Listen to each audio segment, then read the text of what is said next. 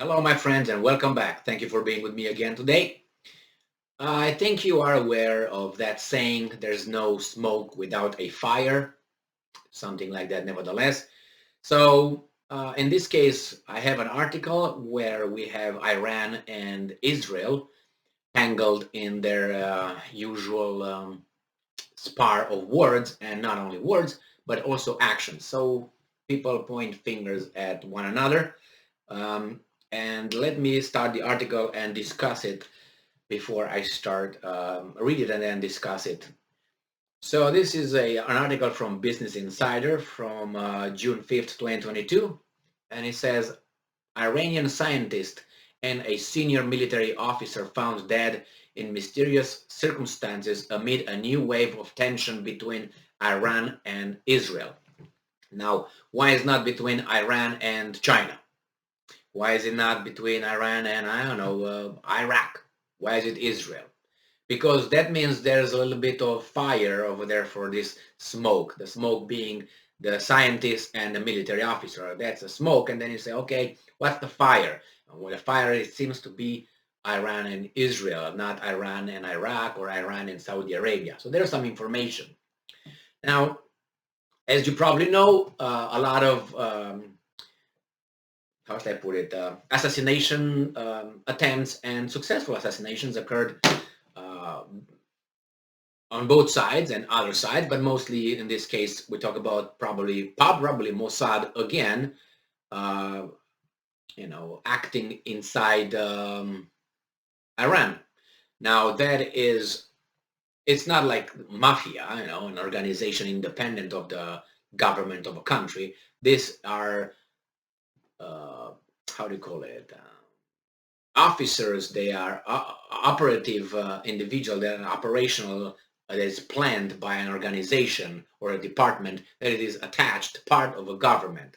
So if you look at that as being as possibly this is, that's called terrorism, state-sponsored terrorism, when you have a group of governmental officials or agents eliminating a scientist in a different country. Good or bad, a scientist works for science, is not a, let's say, war criminal or anything like that, including an officer from a different country that is not charged or convicted of a crime. So these kind of eliminations, let's call it as they are, regardless if they come from Iran doing this, yeah, we call it that way. If it comes from Israel doing this, is the same way. So as I said, these are not independent contractors. These are not, uh, some mafiosi want to do something with these guys.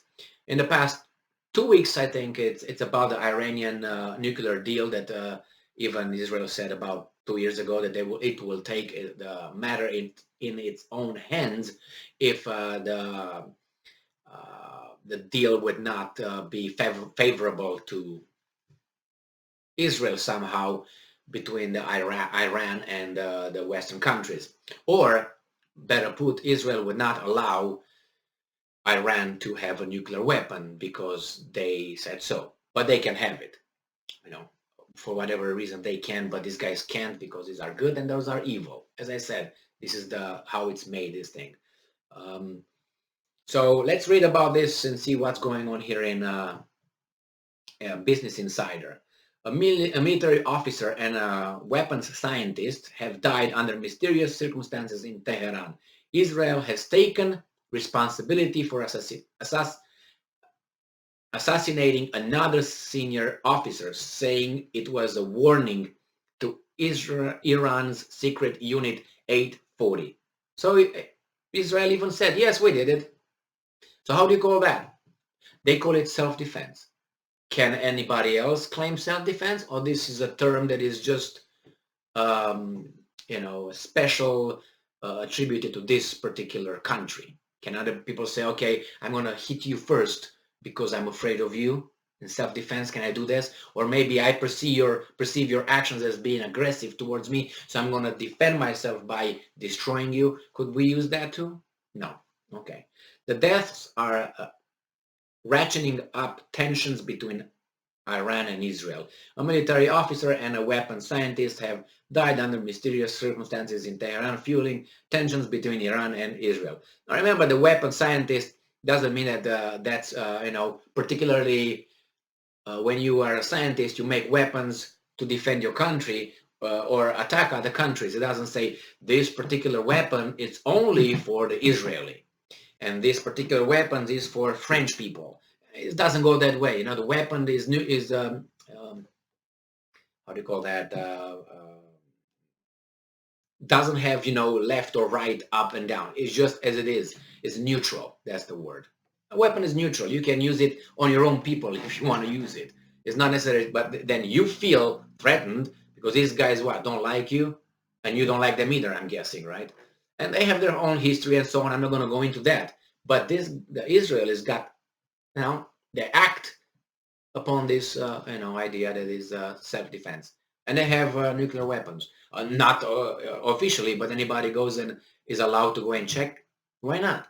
Saddam Hussein allowed to be checked in his butt for nuclear weapons, and didn't find anything, and they still destroyed the country. What about these guys?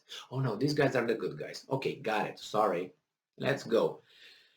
A military officer, Colonel Ali Esmalezdeh, died under unverified circumstances on Friday. The New York Times reported that various sources said his death was either an assassination, a suicide, or an accident. From what it was another guy here who had internal bleeding or something. Internal bleeding can be occurring from being hit with objects. That could also provoke and provide that diagnostic. So the New York Times reported that an official briefed on official intelligence has confirmed Israel informed U.S. officials that they were responsible for the killing of Khodaei. Khodaei is the colonel who was killed outside his home in Tehran, another high-ranking officer in the same unit as Esmalezdeh. So they said, hey, Americans, we're going to kill that guy. We're going to assassinate that guy. We say as a country. What terms fits that? However, the paper also reported that two Israeli officials denied that the state was involved in the death of Esmailzadeh. Both Esmailzadeh and Khodaei were officials in the Islamic Revolutionary Guards Force, Unit 840, a group that President Trump, the president of a different country, labeled as a terrorist organization. Well, I think Iran labeled the U.S. Army as a terrorist organization because the Americans labeled the Iranian Army as a terrorist organization or some crazy thing like this. So Israel alleges it runs missions to kill foreigners abroad, according to the New York Times. Yeah, assassination. Thugs. That's what it is. Because if this would be reversed, let's say the Iranians are doing something like this, do you think Israel would say, oh, okay, all right, we don't like it, come on, man? No, they're going to say, we're going to drop a few bombs over there. And Iran should not retaliate or defend itself. The paper also reports that the Israelis advised the U.S. officials that the assassination of Khodaei was a warning sign to halt the operation of Unit 840, of which he was allegedly the deputy commander. All right, so this is what do you expect? What do you expect now to happen? And now the Iran state news agency stated that General Ramazan Sharif said that I'm quoting, the thugs and their remnants of terrorist groups affiliated with the global arrogance and Zionism will be given punishment for their criminal act, end quote. Well, this is a lot of, how do you call it, escalation. Israeli newspaper Haaretz writes that Entazari is thought to have been killed, have died from food poisoning for an Iranian website. It's another guy now, right? Unbelievable.